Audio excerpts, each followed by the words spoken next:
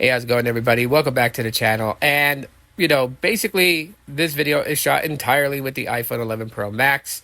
So just let me know how the video did. But I'm dropping my update review on the Google Pixelbook Go, for those who want to know. And no, I was not intending to rhyme there. But this is a very solid device, very lightweight, slightly compact, not really compact, but very simplistic, easy to use. Chrome OS basically gets the job done for like emailing, media consumption, social media, and stuff like that. It does have its caveats, and I'll get into it here in a little bit.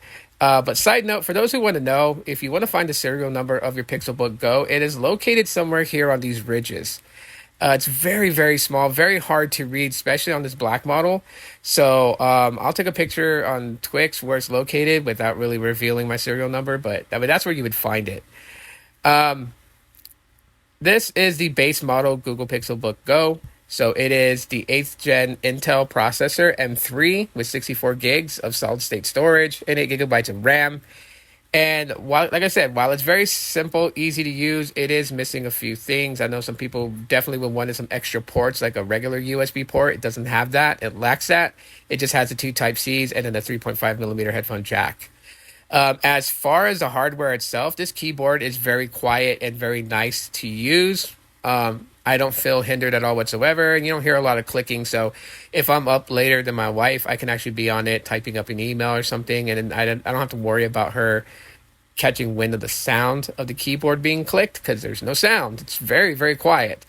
I don't see any area where there's like any ventilation for heat. So obviously what you're doing on it is not heavily intensive where it's going to heat the laptop up. I've experienced it getting warm a few times, but this is when I was sitting outside where it was like 100 degrees outside. And it tended to get warm when I was live streaming because I did use this for a time for my live streams. But yeah, other than that, I mean, it doesn't really get hot. So that's always good. Maybe the heat escapes through the keyboard. But as you guys can see, the keyboard is backlit as well. So that's nice to have, especially, when you're going to be using it with very little lighting. And then on the left and right side of the keyboard is the speakers, and the speakers do very, very well. They're very solid speakers. I'm going to play you guys a clip here in a little bit of some non-copyrighted music so you guys can hear the sound of it. But yeah, other than that, the trackpad is nice and, it's clicky. I have no problems there. But let's get some music up for you guys so you guys can listen to the sounds from the speaker itself. So I'm just going to do a quick search and find something that's considered non-copyright. So that way you guys can hear the sounds, the audios, the bass, the clarity of the audio.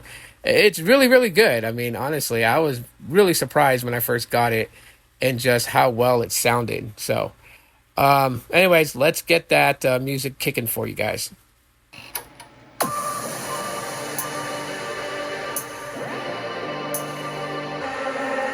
Come and set me free.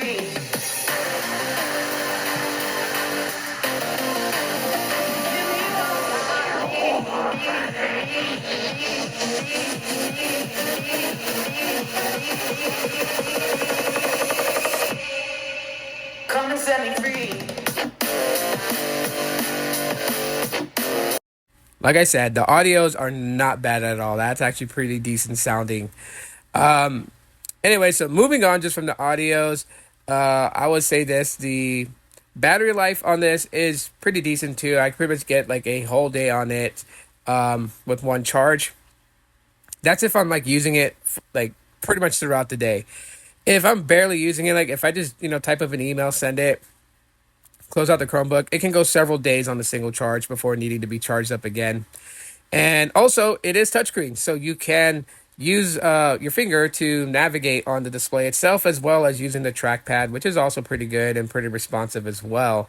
So just, your preference.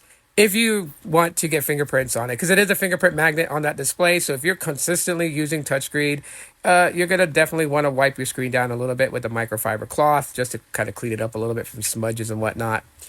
The camera on this is decent with good lighting, and that's about it. I mean, you can also record video on it too, but when you do record video, it for some reason it does get a shade darker or so. So I wouldn't use it unless you're going to be using it in well lit areas.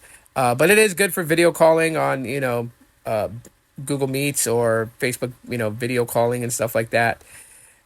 Which you can actually just download those apps from the Play Store. It does support Android apps from the Google Play Store. Not every app is compatible to be on Chrome OS, but majority of them are. Like you can download games too, like Angry Birds Go, and you can also download emulators for Android onto this laptop. And if you have like a Stadia controller or something that can connect via cable or Bluetooth, you can connect that and be able to use it and play games. So that's nice.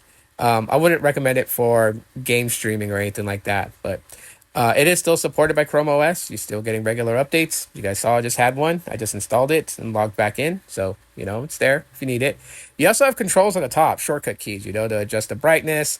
You can also, mute the entire audio. You can lower the volume, raise the volume.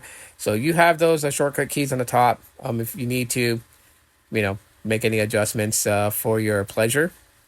But yeah, I mean, this is a solid Chromebook laptop. That's really what I'm going to say about it. Now, as far as like doing extra heavy things, there are ways and workarounds of being able to do that. You have to have your due diligence and do your research to kind of find out. But other than that, I mean, it's just for just simple use.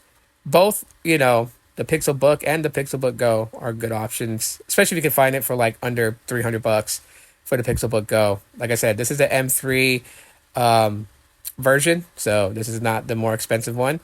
But yeah, other than that, let me know what your guys' thoughts are.